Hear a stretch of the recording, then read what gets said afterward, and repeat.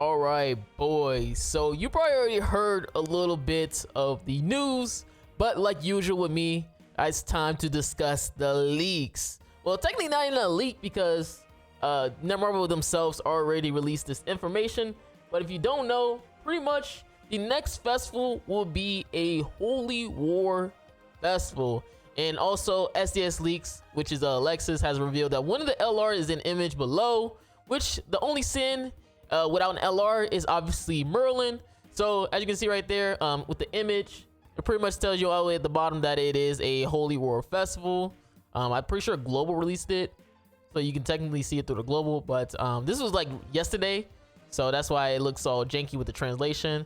And then, like you said before, Alexis, which is SDS Leak, a very credible leaker, has pretty much discussed that the next LR will be Merlin. So yeah, Unknown's gonna get a little bit of a buff. Hopefully she kind of hopefully she works really well. Again, Unknowns has kind of like fallen off a little bit in terms of team base.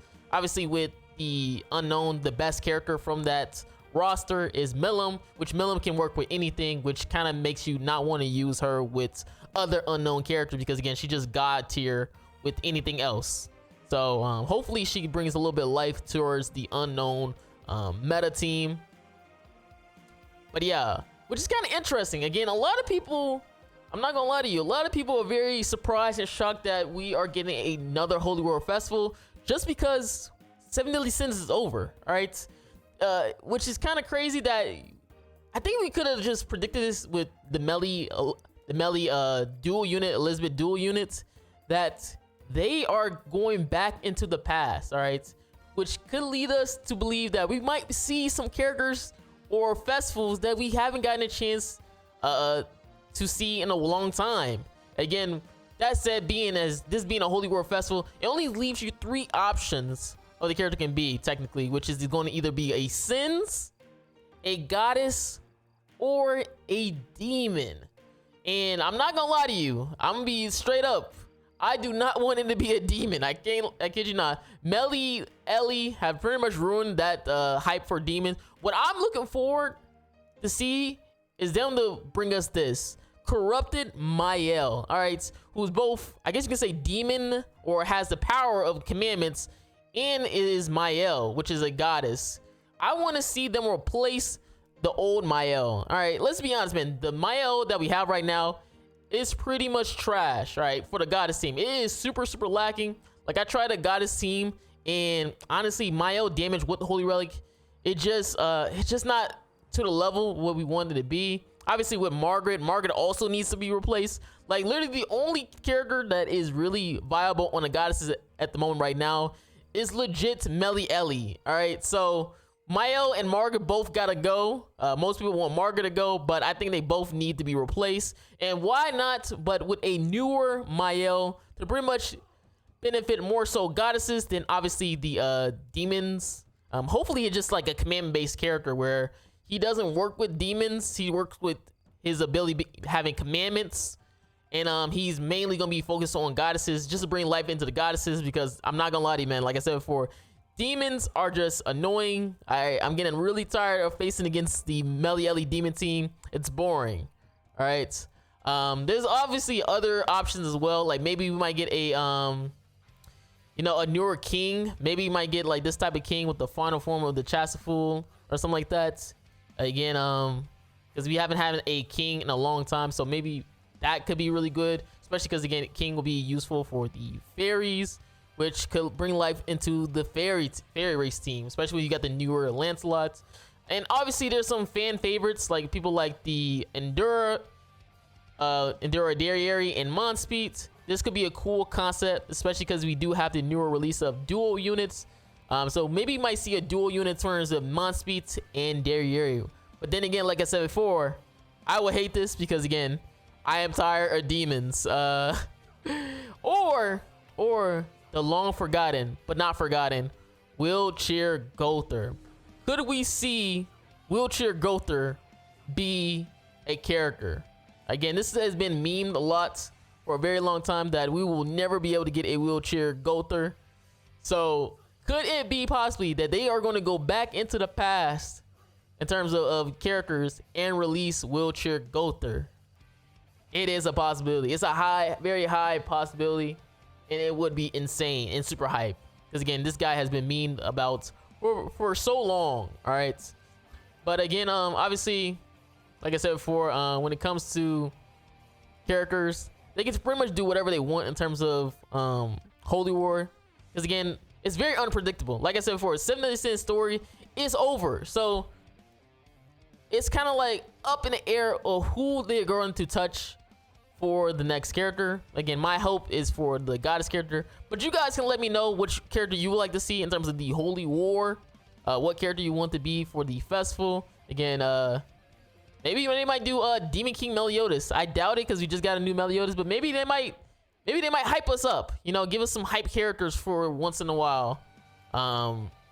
Again, a lot of people are very excited because again, they didn't want to see a Ragnarok festival. That's why, like I said before, it's kind of crazy to see that they are trying to go back into the past, because usually they try, in terms of festival, go with the more recent chapters or characters. So it's really, really nice to see that they are going with the route of, you know, popular characters or 7 Deadly Sins characters. And there was also one more thing. Oh yeah, and for people, we have other breaking news. All right, which is Netmarble have canceled their own IP based game, DEVS Reborn, which was supposed to be released this year at the second half of this year, and has moved the staff to work on 7 Deadly Sins Origin. And the Netmarble company have said that they are trying to focus on more famous external IPs rather than developing their own this year, since they have been more successful, which is true. You can see down here below, probably if I click on the article, they give you the graph, because again, they explain everything. You can see with the graph, hopefully I can enlarge this. Oh, but you can see with the graph, technically you can see in terms of a profit revenue that they had last year, solo leveling, it was at a 6%. You have grandcross was at a 5%, and you have a lot of the Marvel IPs pretty much taking up majority of the money. Is that Harry Potter? Did they got a Harry Potter game too? So you can obviously see that obviously when they are focusing on more so the more famous IPs, but turning them into games, that they are seeing a lot of success from, which is why you see them trying to grab IPs like Shangri-La Frontier or Game of Thrones. Netmarble is really, really trying to get IPs that already are established. Again, like I said before, they have canceled the DEVS Reborn, which was them trying to be their own Genshin. All right, they're trying to make their own established IP that people will love. But obviously they have failed at doing so with the recent release of Age of Titans of Grand Cross. Again, they are really trying to use that Grand Cross tag to kind of make a multiverse of Grand Cross games. But again, it has not had any success. So they are now trying to focus this year is the famous external IPs, just because again, they are seemingly more popular, which again makes sense. Because it's hard out here, all right? Again, we already know, man, everybody trying to be Genshin in terms of like making that open world game, making their own characters in terms of IP. But let's be honest, man, it is not that easy. It's easier said than done. It's better to use a more popular IP and then make it as good as possible. And sometimes with these popular IPs, like you see with solo leveling or even Grand Cross, is they add some of these OCs into the game, like original characters, like you see with 7 Deadly Sins Origins. They're already letting you know that there will be original characters in the story, and they kind of are going to make their own type of story, while also add in a little bit of the 7 Deadly Sins lore in it as well. So that'd be kind of interesting in terms of Origins. But yeah, Origins is supposed to be releasing this year, and a lot of the YouTubers are very excited to play it, just because again, it is a 7 Deadly Sins game. So you're probably going to see a lot of YouTubers pretty much flock towards Origin whenever it's released, or maybe they might try to do both, depending on whatever grandcross does. Hopefully when Origin finally released, you see a little bit of life or improvement in terms of grandcross, because technically they'll be kind of competing with themselves. All right, if you have both of the same name IPs, again, I already know a lot of people are gonna be like, yo, it's gonna be a different type of game, bruh.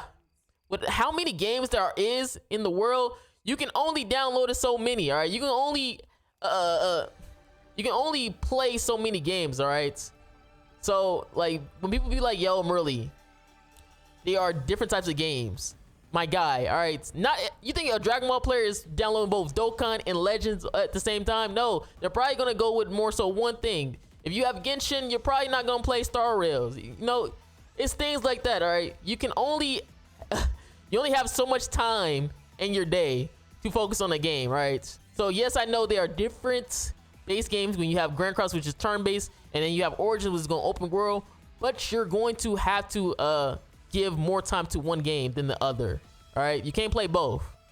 So that's why I say most people are going to flock to the newer game, because again, grandcross in terms of things to do, you're probably already at the end game, or you feel like it's not even worth it anymore, which I've seen plenty of times when it comes to people in my comments being like, yo man, I just do the dailies, yo, I already uninstalled grandcross because it's getting boring, or I don't like the PvP meta. It's things like that where people are turning away from grandcross just because, again, they haven't made any improvement in terms of players, in terms of newer players or existing players who are struggling in the PvP meta or in the game in general, which is why like I said before, most players are going to try to flock to Origins just because it'll be a new refreshing thing other than playing the grandcross. But again, that's all I wanted to discuss for today. Again, it's gonna be pretty interesting to see Origins, because again, you haven't had a beta. All right, from what I've seen, they only done like closed beta, or not closed, private closed betas. So it'd be kind of interesting to see how well the Origin does, or the 7 Deadly Sins in general for Netmarble would do. But again, hopefully you guys enjoyed the video. Make sure you guys like and subscribe again. Just from you guys, I'm out. Peace.